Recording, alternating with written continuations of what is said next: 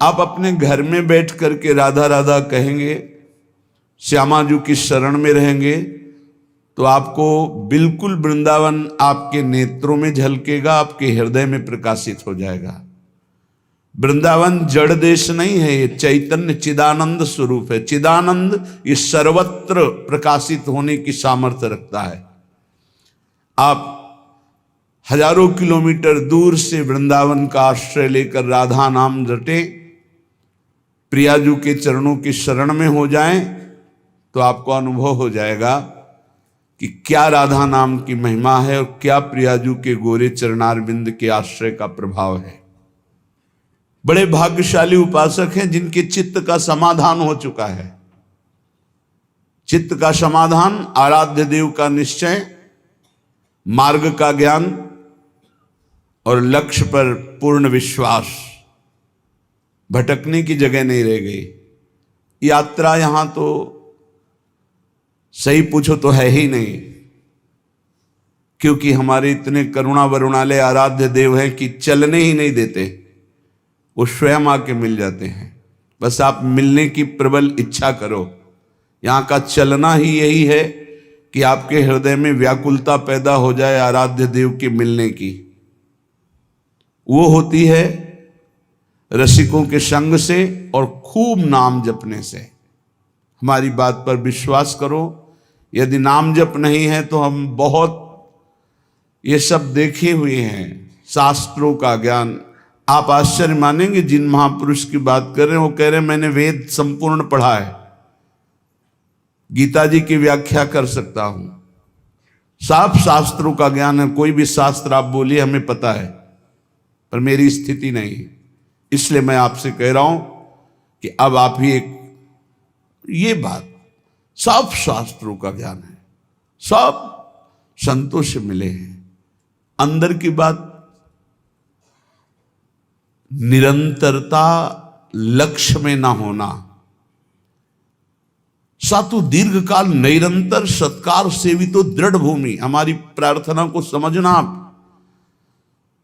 वो कह रहे थे हमें वेदों का ज्ञान है, संपूर्ण वेद पढ़े हुए हूं।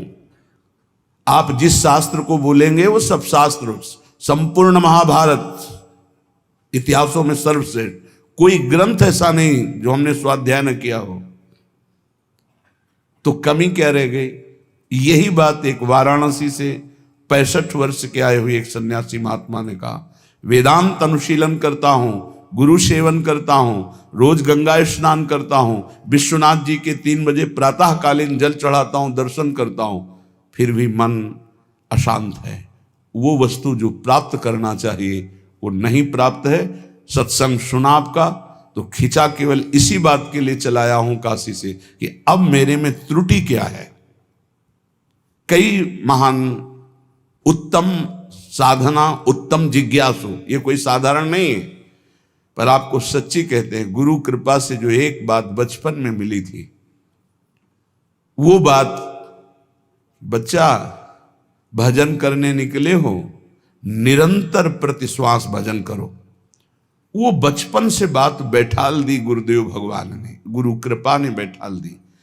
अगर आपका भजन निरंतर सच्चिंतन नहीं हो रहा, चाहे आप जिस मार्ग के हों, हर मार्ग का पहला कर्तव्य है संसार का विस्मरण। किसी भी संप्रदाय के हो, किसी भी मार्ग के हो, किसी भी पंथ के अनुयायी हो, अगर सच्चे मार्ग के पथिक हो, हम पाखंड की बात नहीं करते, तो सबसे पहला लक्षण है संसार का चिंतन रोकना और सत चिंतन करना। उस सत में आप वाहेगुरु बोलो, ओंकार बोलो, राम बोलो, हरि बोलो, कृष्ण बोलो, राधा बोलो, जो मन भावे, पर पहले असत चिंतन का त्याग करो, सत चिंतन की वृत्ति लाओ। और सच्चिंतन की वृत्ति कैसी? देवर्षि नारद जी कहते हैं, अव्यावृत भजनात्, अखंड स्मृति। इसकी कमी होने के कारण बाहरी सब बढ़िया साधन होने पर भी मन को परमानंद का द्वार खोलना नहीं आया। वो यही है, अंदर है। कल चर्चा की थी कि जैसे एक मकान, उसके अंदर कमरा, कमरे के अंदर भुइंधरा, वहां बैठा हुआ है चिदानंद स्वरूप। वहां प्रवेश करना है। वो दरवाजा गुरु कृपा से प्राप्त मंत्र और नाम के निरंतर चिंतन से प्राप्त हुए ज्ञान से खुलता है, और वो तिजोरी खुली तो माला माल हो जाओगे, और वो बंद रही तो हम आपको कह रहे हैं कि इतना इतना सब कुछ है, लाखों लोग उनकी दंडवत करते हैं, वो दंडवत करने योग्य हैं, पर मन की जो स्थिति चाहिए वो नहीं है। क्यों नहीं? क्योंकि जो मन की स्थिति पहुंचाता है वो नहीं है। वो क्या है? अव्यावृत भजनात्। गोस्वामी जी की, तुलसीदास जी की बात बिल्कुल आप चाहे जिस मार्ग के पथिक हो, सच्ची बात समझ लीजिए। बारी मथे घृत होए बरु, सिकताते बरु तेल, और बिनु हरि भजन न बहुतरी या सिद्धांत अपेल। बिना निरंतर भजन के बात नहीं बननी है। तो यहां कह रहे हैं, करो मन श्यामा जू सो नेहा, रहो तुम बैठे निज गेहा, लगा है दांव ये देहा, न जाने योनि फिर केहा, चतुर जग में बड़ो कहिए। कौन?